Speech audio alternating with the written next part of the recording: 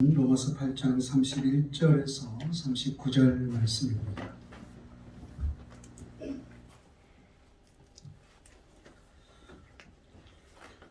로마서 8장 31절부터 마지막 절까지 대독합니다. 그런즉 이 일에 대하여 우리가 무슨 말하리요? 만일 하나님이 우리를 위하시면 누가 우리를 대적하리요? 자기 아들을 아끼지 아니하시고 우리 모든 사람을 위하여 내주시니까 어찌 그 아들과 함께 모든 것을 우리에게 주시지 아니하겠느냐? 누가 능히 하나님께서 택하신 자들을 고발하리요? 의롭다 하신 이는 하나님이시니 누가 정죄하리요?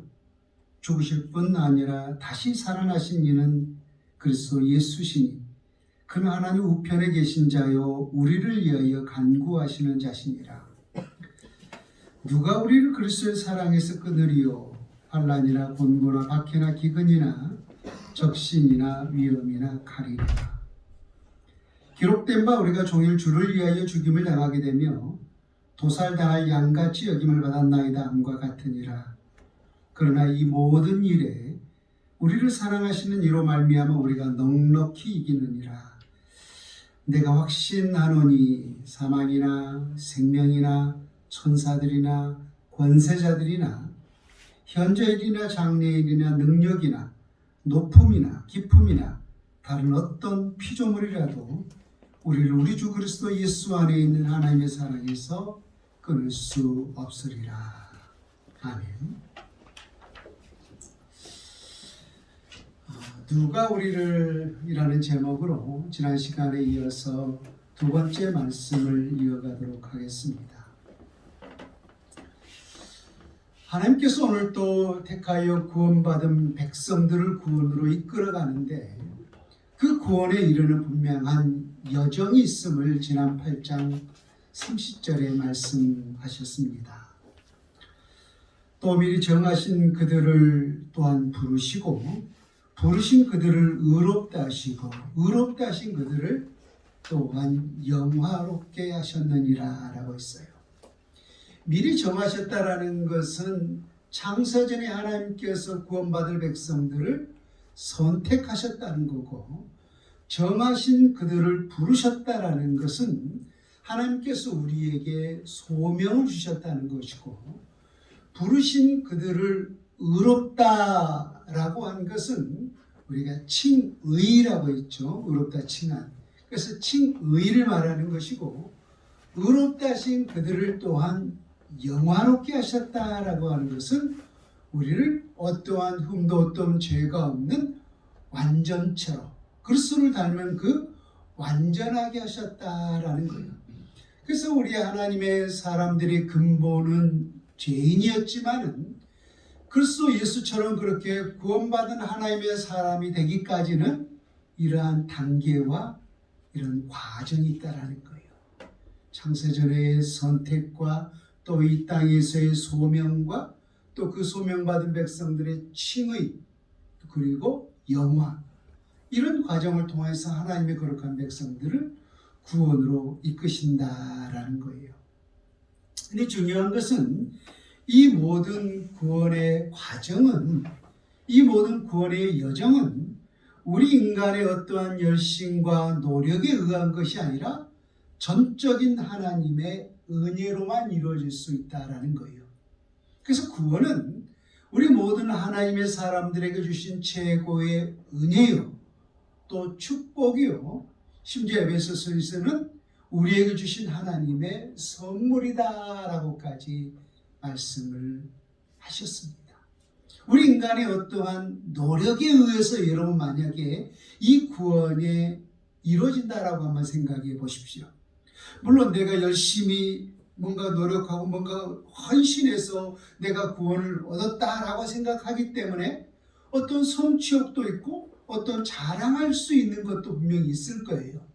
그러나 그 반대로 생각한다면 이 구원의 이 주권이 또 이 나의 어떤 열심과 노력에 의해서 구원이 이루어질 수 있다면 반대로 생각해 본다면 우리는 얼마든지 이 구원에서 떨어질 수도 있다는 거예요. 여러분, 우리 인간이 얼마나 약합니까? 그래서 우리 옛말에 우리가 뭔가를 하기로 작심했다 그러면은 그 모든 작심과 결심은 며칠을 가지 못한다 그래요. 작심 3일이라고 그러죠. 3일을 갖지 못하고 무너지는 것이 바로 우리 인간의 결단이고 작심이라는 거예요. 여러분, 베드로와 제자들의 모습을 한번 보십시오. 목자를 치리니 양이 흩어질 것이다 라고 했을 때 베드로가 모두가 다 주님을 버릴지라도 저는 결코 주님을 버리지 않겠습니다. 설령 주님이 죽는 곳이 있다면 저는 그 죽는 곳까지 따라가겠습니다 라고 장담했던 것이 바로 베드로의 고백이에요. 근데 그것이 베드로만 그렇게 말했느냐? 성경에 보면은 모든 제자들도 그와 같이 답하더라라고 했어요. 그래서 베드로의 모든 그 말에 사랑하는 나머지 모든 11제자들도 베드로처럼 똑같이 그렇게 주님 앞에 고백을 했다라는 거예요.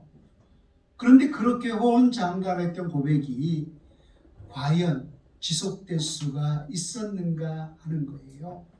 작은 소자 앞에서 나는 그를 모른다, 나는 그를 모른다, 나는 전혀 그와 상관없다라고 선을 그으면서 주님을 3번이나 부인했던 것이 바로 베드로고 그의 제자들이고 또 우리가 살아가는 우리 모든 삶의 모습이라는 거예요. 그런데 이 모든 구원의 주체가, 구원의 주권이 우리에게 있다라고 생각하면은 물론 내가 붙잡고 있기 때문에 나의 어떤 자랑과 나의 성취욕도 있을 수가 있겠지만은 그 반대로 생각해 본다면은 우리는 얼마든지 우리의 상황과 우리의 환경에 따라 또 나의 이익에 따라서 그 구원의 손을 놓을 수도 있다라는 거예요. 놓을 수도 있다라는 거. 얼마든지 그 구원의 주권이 우리에게 있다면은 내 상황과 나의 유불리에 따라서 그 손을 놓아버릴 수가 있다라는 거예요. 그런데 반대로 이 구원을 주시는 이는 내게 있는 것이 아니라 하나님의 은혜로만 우리에게 주어진 것이기 때문에 하나님이 우리를 붙잡고 하나님이 이 구원의 여정을 우리 모두에게 이끌어 가시기 때문에 어떠한 환난과 어떠한 어려움이 우리에게 닥친다 할지라도 여러분 이 구원의 여정은 결탄코 흔들림이 없는 줄로 믿습니다. 여러분 지난주에 이 사실을 설명하기 위하여서 우리가 성도의 견인이라고 말을 했죠. 그래서 이 견인이라는 것은 원래 이 칼빈이 말했던 성도의 견인이라는 것은 견디고 인내한다라고 하는 그러한 견인이라고 했어요. 그래서 물론 우리가 어떠한 환난과 어려움 속에서 하나님께서 견디고 인내할 수 있는 그러한 은혜를 우리에게 주신다라는 의미 속에서의 성도의 견인을 그렇게 한자로 썼습니다만은 좀 오히려 좀 더 다르게 생각을 했죠. 기억나십니까?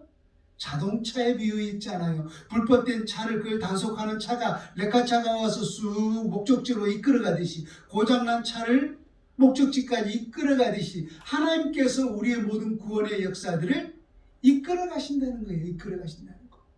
그래서 구원의 주권은 오직 하나님께 있기 때문에 설령 내가 흔들린다 할지라도 하나님이 우리를 붙잡고 하나님이 그 구원의 여정을 이끌어 가시기 때문에 여러분 이 하나님의 거룩한 백성들에게 주신 이 구원은 어떠한 경우에도 결단코 흔들림이 없는 줄로 믿습니다. 그래서 지난 시간에 구원의 주권은 하나님께 있기 때문에 우리를 향하신 이 구원의 여정은 결코 흔들림이 없다는 사실을 확신하기 위하여서 사도 바울이 31절에 이렇게 말을 했죠. 그런즉 이 일에 대하여 우리가 무슨 말하리요? 만일 하나님이 우리를 위하시면 누가 우리를 대적하리요? 만일 하나님이 우리를 위하시면이라는 것은 하나님께서 우리의 이 구원의 여정들을 이끌어 가신다면은 누가 우리를 대적하리요? 대적한다라는 것은 누가 우리를 이 구원에서 떨어지게 할 수 있겠느냐라고 하는 거예요. 이 구원에서 떨어지게 할 수 있는 자가 있다면 그는 하나님보다 힘이 더 센 자가 있어야 되는 거죠. 근데 천하에 하나님보다 더 강한 자는 아무도 없는 줄로 믿습니다. 그래서 하나님께서 의로운 오른팔로, 능력의 이 권능의 팔로 우리를 향한 이 구원의 손을 붙잡고 있기 때문에 어떠한 우리에게 어려움이 있다 할지라도 하나님께서 택하신 백성에 대한 구원은 결코 흔들림이 없다라는 거예요. 여러분, 계속해서 제가 구원의 주권은 우리에게 있는 것이 아니라 하나님께 있다라고 했어요. 그렇다면 하나님은 이 구원 역사를 어떻게 이루셨는가 하는 거예요. 하나님께서 우리를 이 구원 여정으로 이끌어 가신다라고 했는데 하나님이 어떠한 과정을 통하여서 혹은 어떠한 대가를 통하여서 우리에게 이 구원 역사를 성취시키고 있는가 하는 것입니다.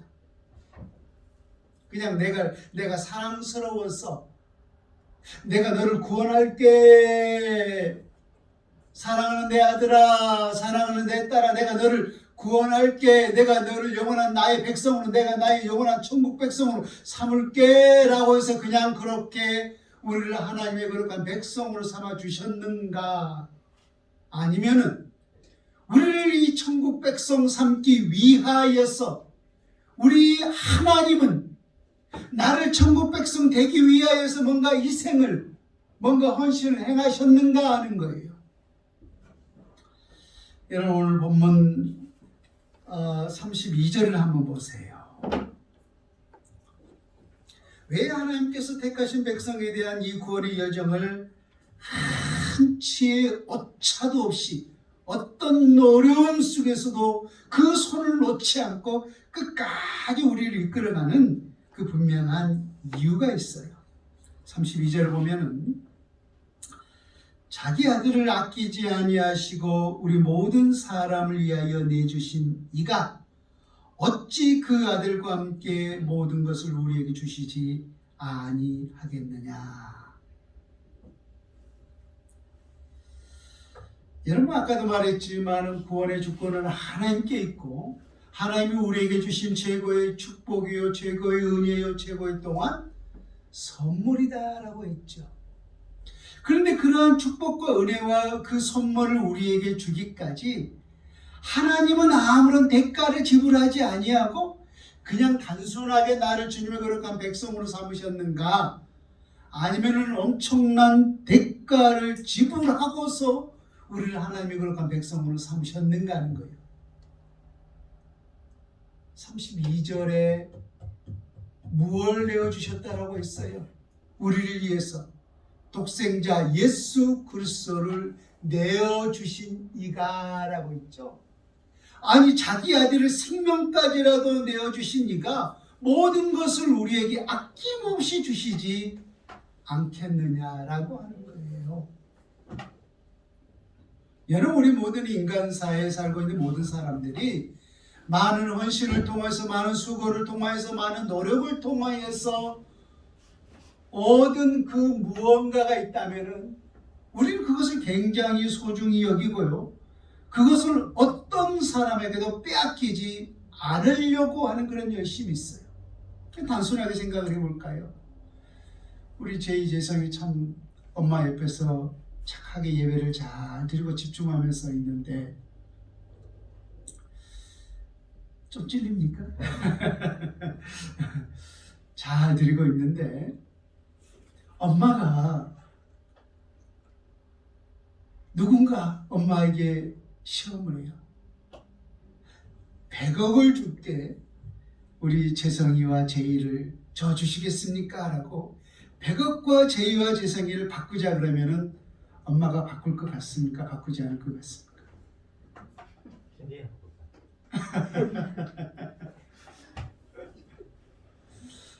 엄마는 결코 바꾸지 않을 거예요. 100억이 아니라 이 세상 모든 1000억을 준다 할지라도 재성이와 제이를 결코 바꾸지 않을 거예요. 왜 그렇습니까? 가장 소중하게 생각하기 때문이에요. 가장 많은 헌신과 가장 많은 노력과 이 땅을 살면서 가장 중요하게 생각하기 때문에 이 세상 그 어떤 것과에도 빼앗기지 않는다라는 거예요. 얘를 우리가 어떠한 존재냐면은 예수님께서 가장 아끼는 독생 성자 되시는 예수 그리스도를 십자가에 내어 주고서 우리를 취한 하나님의 자녀들이에요. 생명을 내어주고 영원한 생명을 얻은 하나님의 자녀들이에요. 그러니 이 세상 그 무엇되게 우리 하나님의 자녀들을 우리 하나님께서 빼앗길 수 있겠느냐라고 하는 것입니다.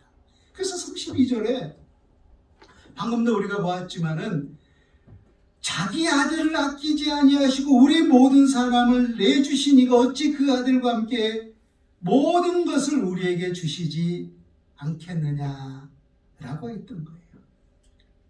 결코 하나님이 택한 백성들은 이 세상 그 어떤 것에도 우리 주님은 빼앗길 수가 없었던 거예요. 왜요? 생명을 내어주고 생명을 얻은 것이기 때문에요. 이 세상의 생명보다 더 소중한 것이 어디 있습니까? 우리 하나님의 사람들은 죄 없이 쓰신 예수 그리스도를 그 영원한 지옥 형벌에 내주시고 취한 하나님의 자녀들이에요. 그러니 이 세상 그 무엇에게 우리 주님께서 빼앗길 수 있겠느냐라고 하는 것입니다. 그래서 오늘 본 말씀에 하나님이 우리를 이해하시면 누가 우리를 대적할 수 있겠느냐.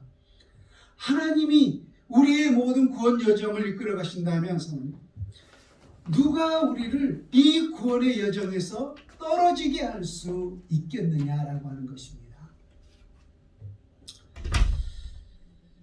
여러분, 두 번째, 오늘 하나님께서 택하신 자들을 누가 고발하리오라고 했어요. 33절 말씀을 같이 한번 볼까요? 누가 능히 하나님께서 택하신 자들을 고발하리요? 의롭다신 이는 하나님이시니. 여러분, 에베소서 6장 12절에 보면은 이 땅을 살아가는 우리 하나님의 사람들이 이 땅에서 싸워야 할 대적이 누군가를 분명하게 말씀하셨죠. 우리 하나님의 사람들이 이 땅에서 싸워야 할 분명한 대적이 누구예요? 마귀죠. 마귀입니다.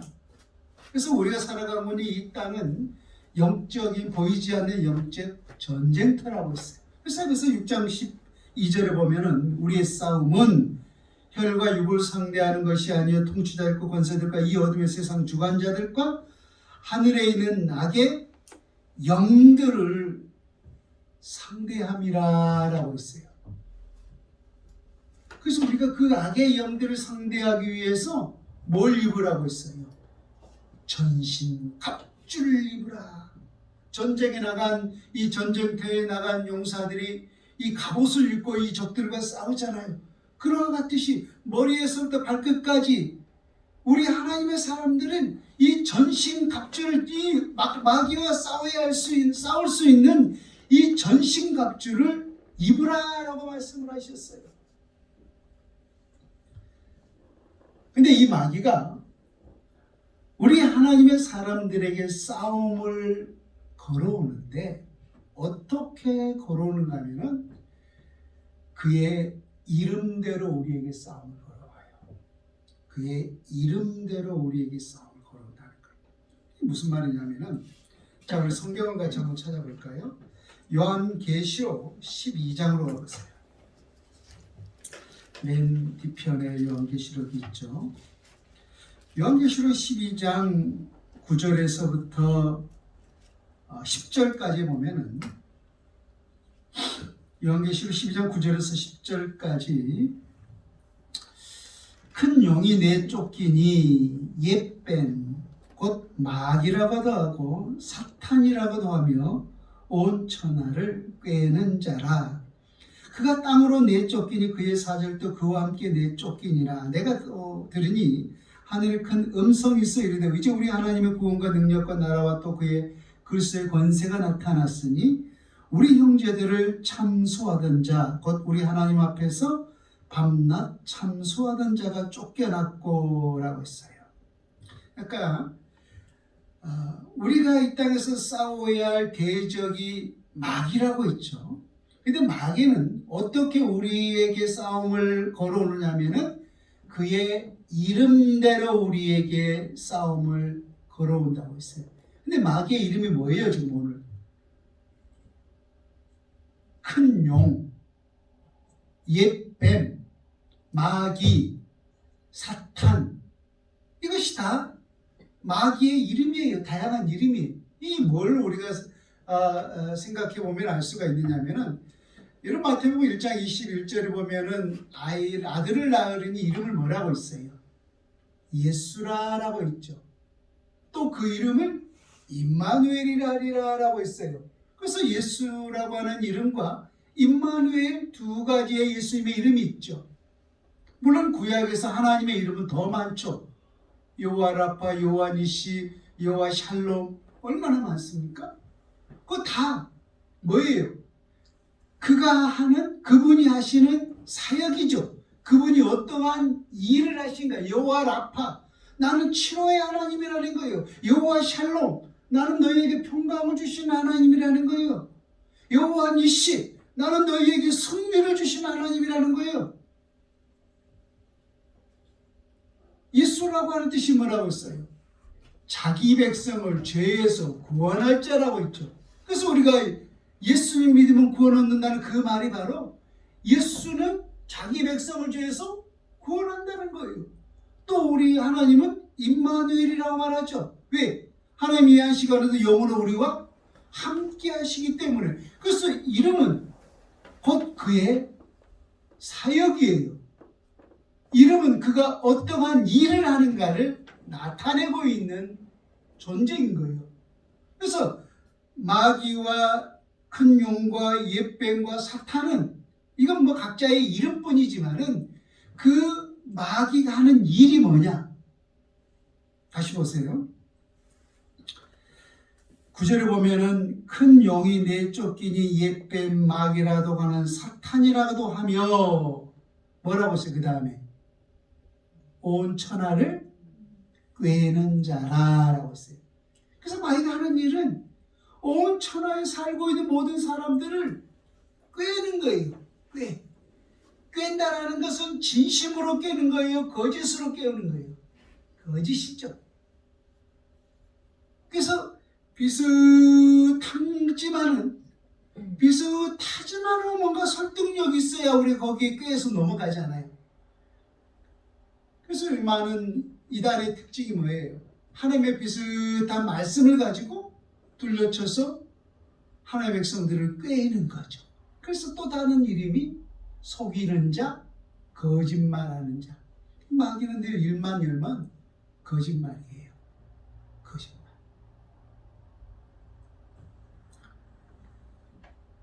또 보세요. 10절 마지막에 보면은 우리 형제들을 참소하던 자, 곧 우리 하나님 앞에서 밤낮 참소하던 자가 쫓겨났고. 그래서 마귀의 또 다른 일이 뭐냐면은 우리 삶의 모든 행위를 보고서 항상 참소하는 거예요. 참소한다는 것은 고소하고 고발하는 거예요. 늘 고소하고 고발하는 것. 이것이 바로 마귀가 사탄이 옛뱀이 큰 용이 하는 일이라는 거예요. 일. 여러분 욥기서를 아시죠? 욥기서가 어떻게 시작을 하고 있는지 여러분 혹시 아십니까? 욥기서의 시작은 사탄이 하나님이 인정해 주셨던 의로운 욥을 고소함을 통하여서 참소함을 통해서 욥기가 시작되고 있어요. 자, 들어보세요. 욥기서 1장 8절에 보면은 여호와께서 사탄에게 이르시되 내가 내 종 욥을 유의하여 보았느냐 그와 같이 온전하고 정직하여 하나님을 경외하며 악에서 떠난 자는 세상에 없느니라. 사탄이 여호와께 대답하여 이르되 욥이 어찌 까닭없이 하나님을 경외하리까? 주께서 그와 그의 집과 그의 모든 소유물을 울타리로 두르심 때문이 아니니까. 주께서 그의 손으로 하는 말을 복되게 하사 그의 소유물이 땅에 넘치게 하셨음이니이다. 이제 주의 손을 펴서 그의 모든 소유물을 치소서. 그리하시면 틀림없이 주를 욕하지 않겠나이까. 사탄이 욥을 하나님 앞에 고소한 내용이 뭐냐면은 욥이 그렇게 하나님을 경외하는 이유는 이러이러한 까닭 때문이라는 거예요. 그 까닭이 뭐였어요? 물질의 복이죠. 물질의 복. 하나님께서 분명히 욥에게 이러한 물질의 복을 주셨기 때문에 그 복 때문에 그 복 까닭에 욥이 하나님을 경외하는 것이 아니겠습니까? 만약에 그 모든 복을 하나님께서 다 빼앗아 가신다면은 그런 분명 하나님을 욕할 것입니다 라고 하는 것이 바로 사단의 참소였어요. 고소였어요. 아니, 늘 거짓이라고 했죠. 거짓. 근데 정말로 욥이 하나님 앞에 그렇게 욕을 했습니까? 아니죠. 오히려 그 모든 재산을 다 잃어버리고 10자녀를 다 잃어버렸어도 그 고난 가운데서 욥이 고백한 것은 주신 자도 여호와시요 거두신 이도 여호와시니 여호와의 이름이 찬송을 받으실지어다 라고 하면서 결단코 하나님을 욕하지 아니했던 것을 보게 돼요. 철저하게 사탄은 거짓을 통하여서 하나님의 사람들을 고소했던 거예요. 근데 이 사단의 고소는 한 번으로 끝나지 않아요. 끊임없이 우리를 고소한다는 거예요. 그래서 그 첫 번째 그 고소를 통하여서 패하였지만 두 번째 또 욥을 고소하죠. 그 고소의 내용도 한번 들어보세요. 여호와께서 사탄에게 이르시되 내가 내 종 욥을 주의하여 보았느냐 그와 같이 온전하고 정직하여 하나님을 경외하며 악에서 떠난 자가 세상에 없느니라. 내가 나를 충동하여 까닭없이 그를 치게 하였어도 그가 여전히 자기 온전함을 굳게 지켰느니라. 사탄이 여호와께 대답하여 이르되 가죽으로 가죽을 바꾸오니 사람이 그의 모든 소유물로 자기의 생명을 바꾸올지라. 이제 주의 손을 펴서 그의 뼈와 살을 찢어서 그리하시면 틀림없이 주를 향하여 욕하지 않겠나이까. 좀 이제 해석해서 여러분들에게 쉽게 설명을 드린다면은 욥이 사탄을 고소한 내용은 이거예요. 사람이 무엇을 가장 소중하게 생각한다는 거예요. 어찌됐든 자기 생명을 가장 소중하게 생각한다는 거예요. 그래서 만약에 욥에게 그 살과 뼈를 쳐서 그가 질병 가운데서 고통을 당하게 한다면은 그런 분명 하나님을 저주하고 욕할 것이라는 것이 바로 사탄의 참소였고 거짓이었어요. 그런데 정말로 그러한 고통과 그러한 질병 속에서 욥이 하나님을 저주하고 욕했는가 하는 거예요. 아니죠. 그것도 역시 거짓 고소였어요. 그 고통 속에서 욥이 이렇게 답하죠. 우리가 하나님께 복을 받았은즉 화도 받지 아니하겠느냐고 욥이 이 모든 일에 범죄하지 아니하니라.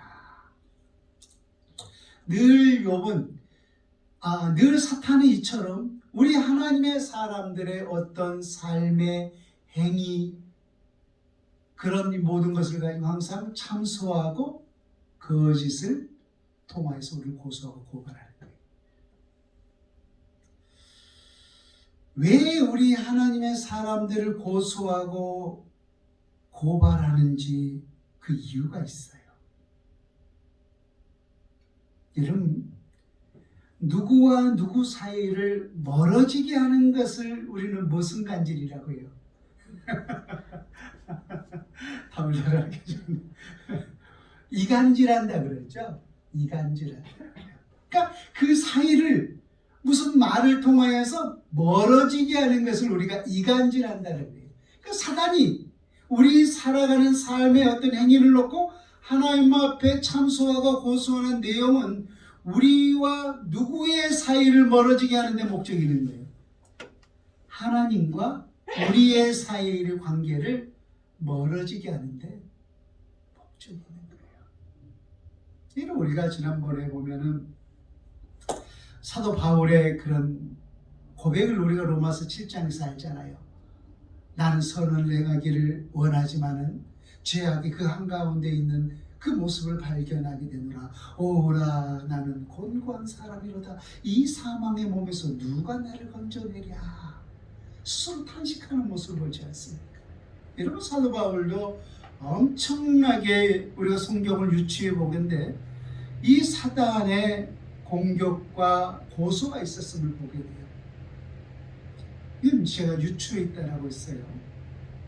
첫 번째 사단을 고소한 내용은 여러분 율법에 대한 고소일 겁니다.